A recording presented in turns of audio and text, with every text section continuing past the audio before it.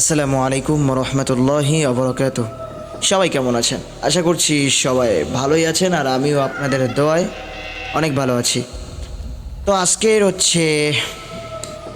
আজকের এপিসোডটা খুব স্পেশাল হতে চলেছে, কারণ আপনারা সবাই জানেন যে এখন থেকে আশিক চৌধুরী এই চ্যানেলে প্রত্যেক দিন ভূতের গল্প দেওয়া হবে।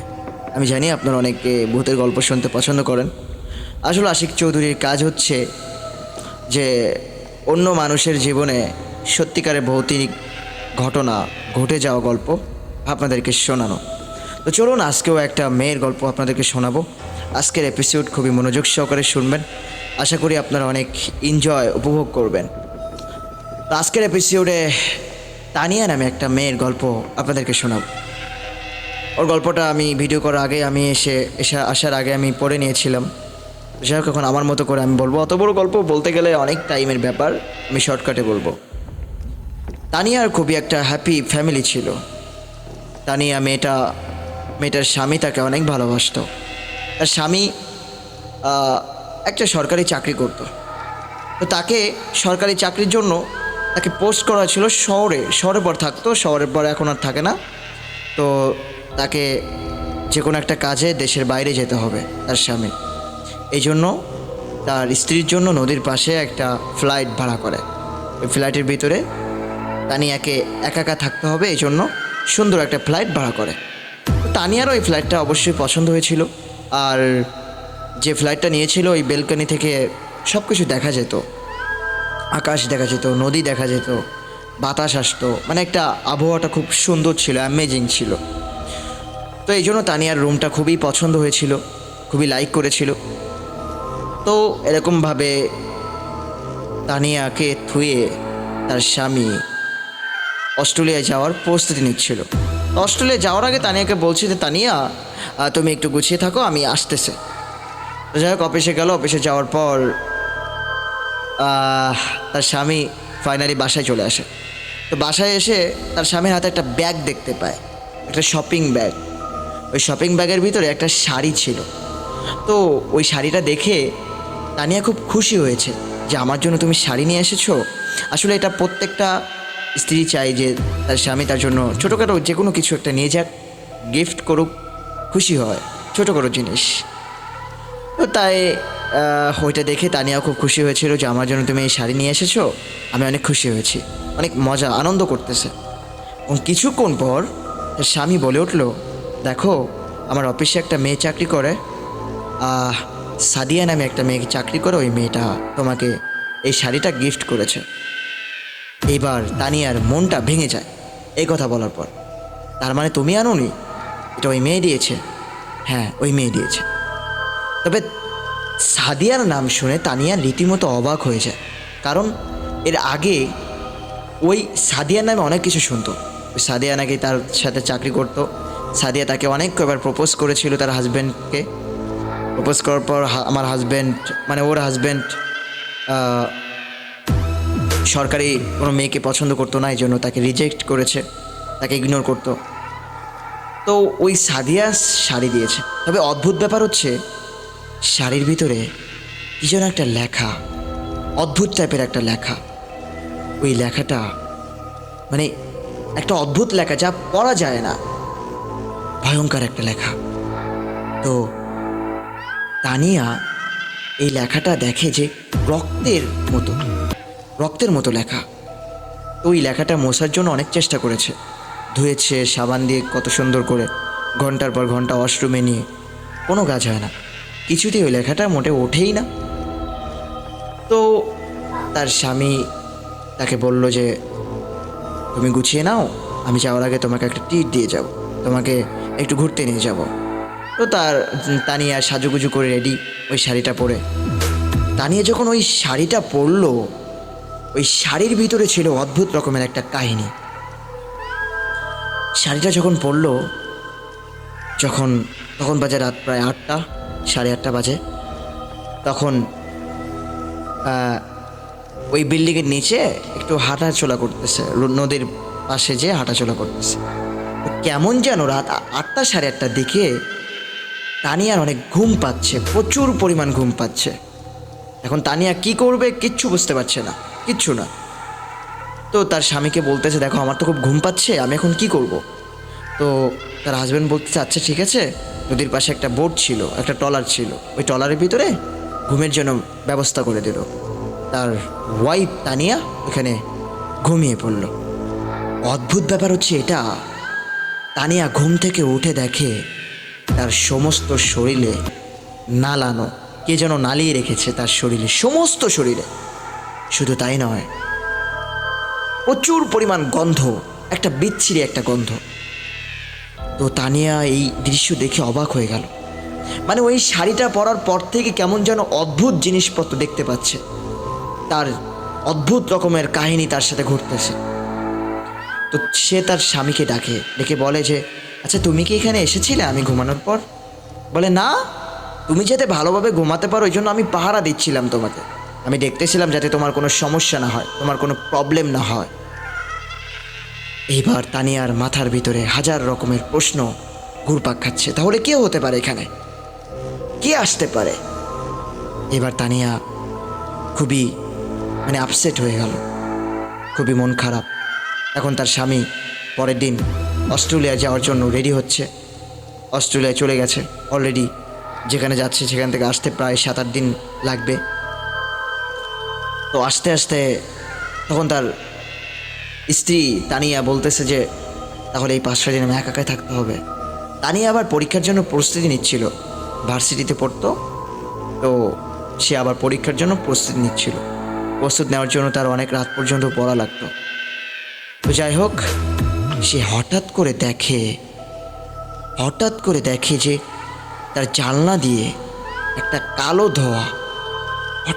কালো ধোঁয়া এসে তার সামনে একটা তোতা পাখি হয়ে মানুষের রূপ ধারণ করলো।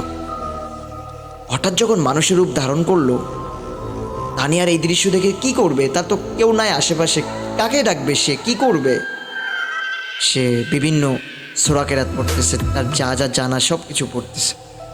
তারপর পড়ার পর কোনো লাভ হয় না, তাকে বিভিন্ন টর্চার করলো, শারীরিকভাবে তাকে অনেক নির্যাতন করলো মেয়েটাকে। এমনকি এত ব্যথা হয়েছে তার শরীর, বিছানার উপর ওরকম উলঙ্গ অবস্থায় পড়ে আছে। তো তার নিচতলায় যারা ভাড়া থাকতো তাদের সাথে আবার তানিয়ার সাথে ভালো সম্পর্ক ছিল, ফ্রেন্ডশিপ ছিল। তো তারা দেখে যে তানিয়ার কোনো সারা শব্দ নাই, দেখি আসে উপরে কি হচ্ছে না হচ্ছে। তো উপরে এসে দেখে তানিয়ার এই অবস্থা। তাড়াতাড়ি তারা তানিয়াকে কাপড় চোপড় পরানোর পর হাসপাতালে নিয়ে গেল। নিয়ে যাওয়ার পর তাকে ট্রিটমেন্ট করানো হলো। এর ভিতরে তার স্বামীকেও এই খবরটা দেওয়া হয়ে গেছে। তার স্বামী দ্রুত করে চলে আসলো। এসে তানিয়া ভাবলো যে এইবার আমার সব কিছু আমার হাজব্যান্ডের কাছে বলা দরকার। এবার সমস্ত কিছু তার হাজব্যান্ডকে বলল। তার হাজব্যান্ড তাকে সিদ্ধান্ত নিল যে তুমি তাহলে এখানে থাকার দরকার নাই, তুমি বাসায় চলে যাও, আমার মায়ের সাথে থেকো। এখন বাসায় চলে গেল। বাসায় যেয়ে তানিয়া ভাবলো যে মনে হয় এখানে একটু শান্তিতে থাকতে পারবো। ওইখানে গিয়েও একই অবস্থা। ঘটনাটা অনেক লম্বা, আমি যদি বলতে যাই তা অনেক টাইম যাবে, এই জন্য আমি বেশি বড় করব না, শর্টকাটে বলবো। তো ওইখানে গিয়ে আবারও এরকম টর্চারের শিকার হয় তানিয়া। তো আবারও তাকে হাসপাতালে ভর্তি করা হয়। ভর্তি করানোর পর দেখে যে তানিয়া প্রেগনেন্ট, মা হতে চলেছে। তানিয়ার মাথায় হাজার রকমের প্রশ্ন ঘুরপাক খাচ্ছে, কি করবে সে? এটা কার হতে পারে, কার বাচ্চা? এটা কি আমার বাচ্চা নাকি শয়তানের বাচ্চা? কার বাচ্চা হতে পারে?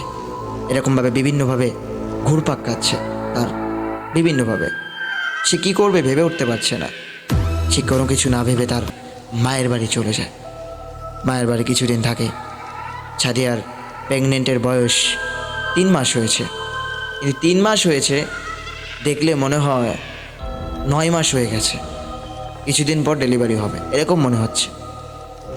তো তানিয়া মাঝে মাঝে এরকম অনুভব করে যে বাচ্চাটা ওর পেটের ভিতরে, ওই বাচ্চাটা রক্ত খাচ্ছে, এরকম মনে হয়, রক্ত চেটে চেটে খাচ্ছে। একদিন সে স্বপ্নও দেখে বাচ্চাটা রক্ত চুষে চুষে খাচ্ছে এবং তার মগজগুলো চিরে চিরে খাচ্ছে।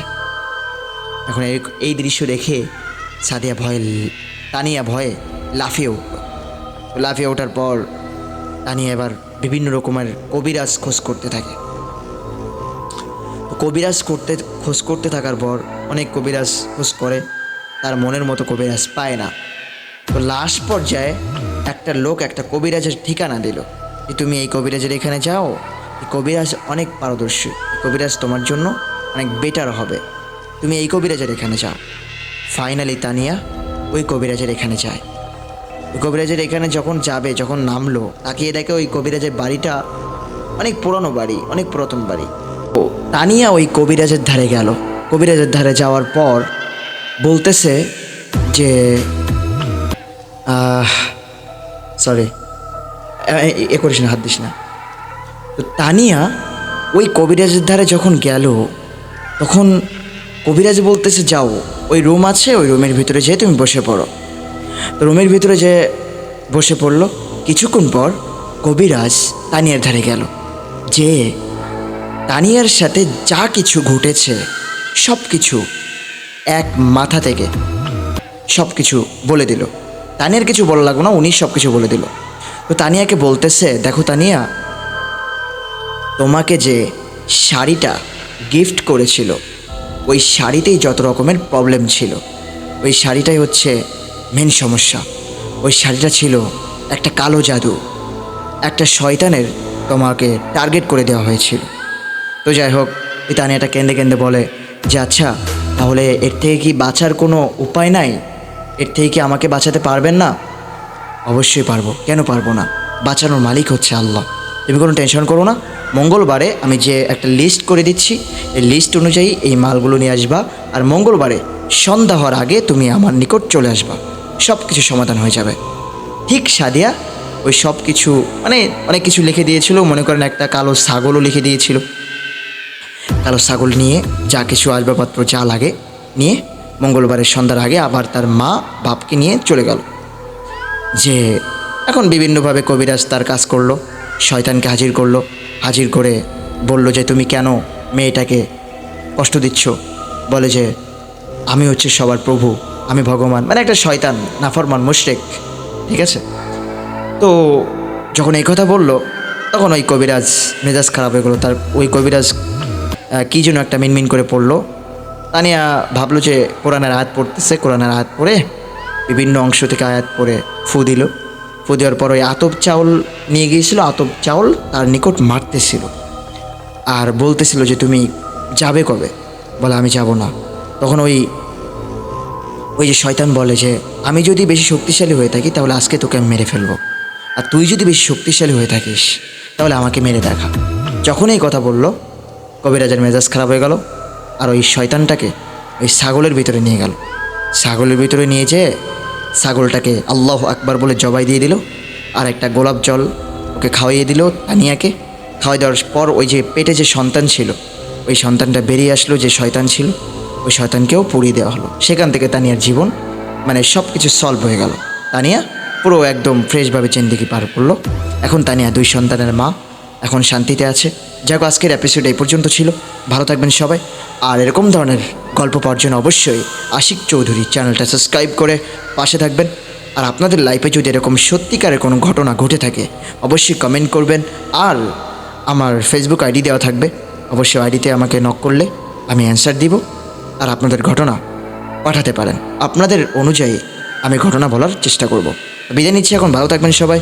আসসালামু আলাইকুম ওয়া রাহমাতুল্লাহি ওয়া বারাকাতুহু।